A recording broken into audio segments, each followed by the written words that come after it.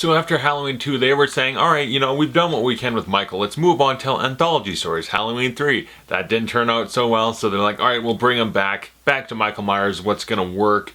And then at the end of that one, they're like, alright, let's move on now and have it be Jamie or do something else. Nope, bring back Michael again. Halloween 5.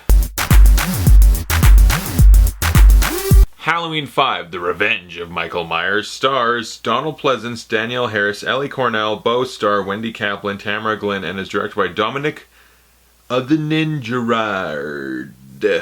Yeah, and it's the continuation. Halloween 4, how'd that one leave off? Little Jamie went up and stabbed her stepmom, and it's like, oh no, the evil's taken over her. Scrap that. Now it's going to be more, there's a psychic connection between Michael and his little niece, so he kind of made her do it. It wasn't her fault. And at this point she's gone mute, and she's having a lot of problems. She's like convulsing, having seizures. She's connected with Michael. And then they kind of retcon it where Michael actually escaped his fate at the end of 4, and he has hid away for a year, and he's coming back now on Halloween to finish the job, and a lot of people are going to die.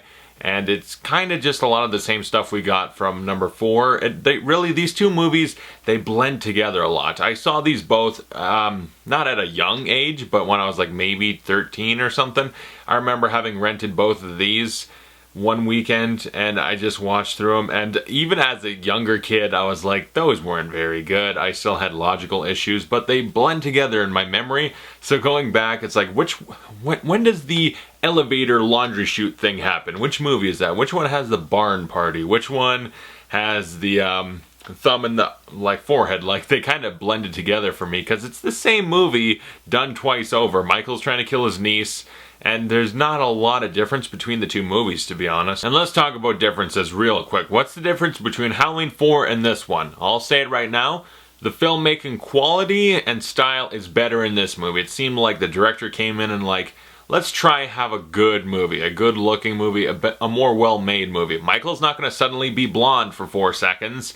We're not going to have poorly trying to recapture John Carpenter's style without doing it nearly as well. Like the POV shot from the end of 4, it's like I see what they're trying to do, but it was kind of ass when they did it. It wasn't very well done.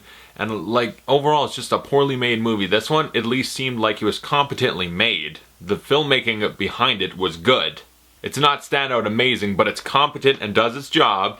But there's a lot of problems still. We'll talk about it, but right off the bat, it's a better movie in the sense that it's better made, and I really appreciate that.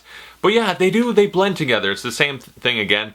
They begin it with a retcon, a huge retcon. Remember when Michael got shot with the shotgun? Well, they never showed the part where they walk up to the little mine hole he's in and drop a fucking thing of dynamite. That would explain why they think he's dead. They blew him to bits. Again, didn't they do that once in number 2? But they're doing it again. And then they show Michael escaped. He crawls away and it floats down a river and up to an old hermit in the woods. Some forest dude that's living off on his own.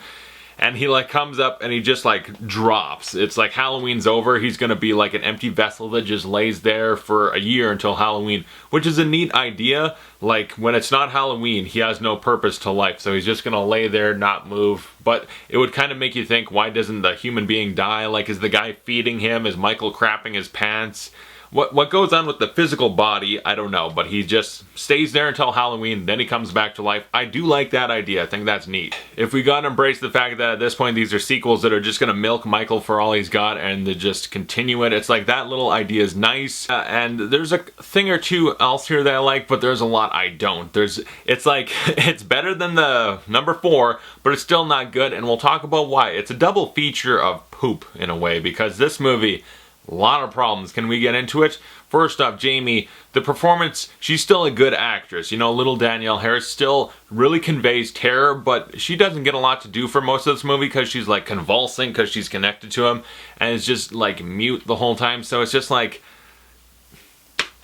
it's like in Halloween 2 where Jamie Lee Curtis, she's back for the sequel, now she's in a hospital bed the whole time. They're not properly using our main character. So we got Rachel, and then spoiler alert for how this all goes. Ready? You want to see the movie? Go watch it. Don't watch my review for it because I gotta spoil this little thing. But with Rachel, there's her and her friend Tina, and they're gonna pull the rug out from under us. They're gonna try to do almost a Psycho, where it's she was the main girl last time with Jamie. She's gonna be the main one again. No, Michael kills her early on, and then we get a switch of perspective. Now it's Tina, And my problem with that is Tina is goddamn annoying. Rachel might have been sort of bland and just whatever, but at the same time, I would have way preferred if they killed their friend Tina and let Rachel go on, because Rachel, I could stand. Like, I enjoyed, quote unquote, like, she didn't annoy me. Tina, on the other hand, was very annoying. I didn't like her. I didn't like her friends. They all seemed like they did a whole bunch of cocaine or speed or something. They were all hyper, overly energetic, and they annoyed the shit out of me, and I wish they'd all die. And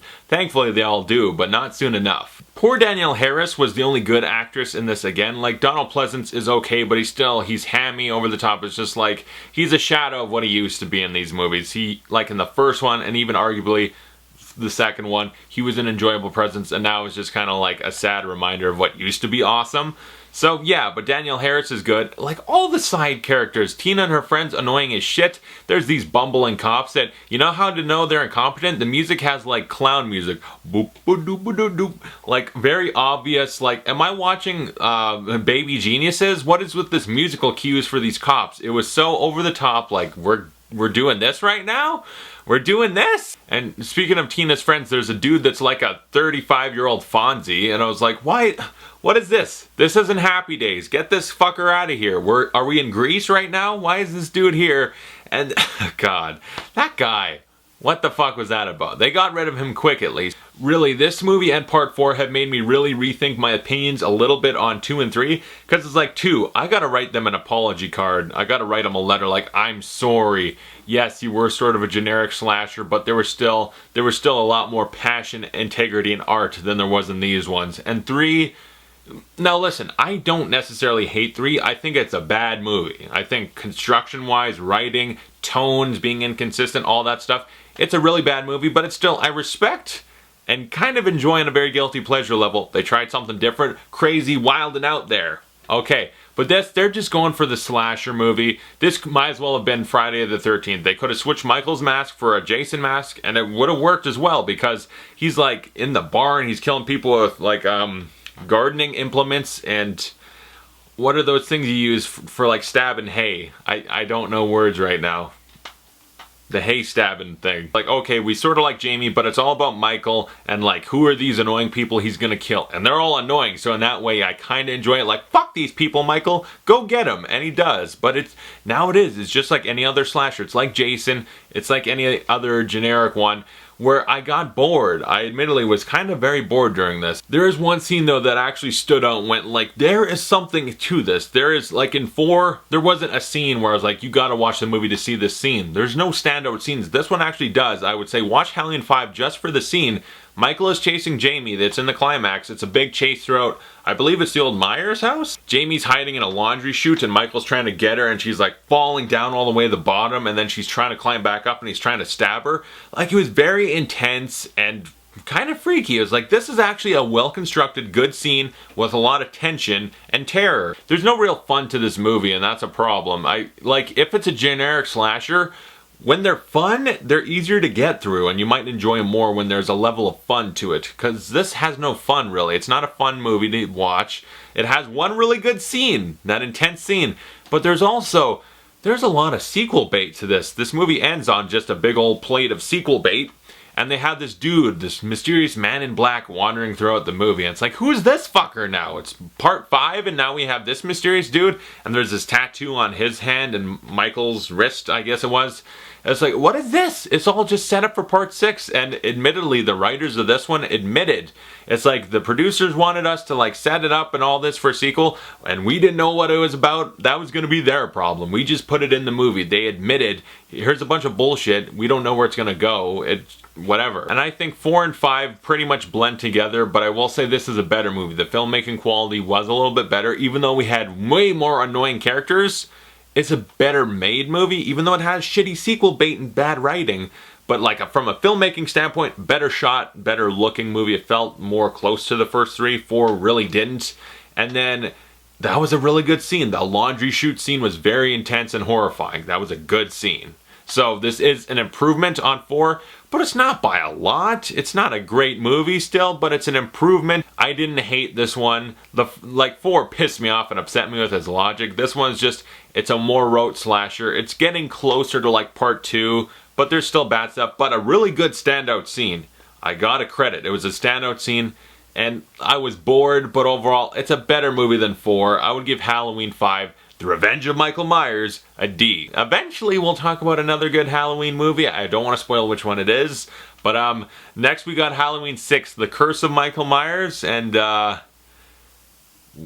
we'll talk about that one. So comment below, tell me your thoughts on Halloween 5, and thanks for watching. I'll see you guys later.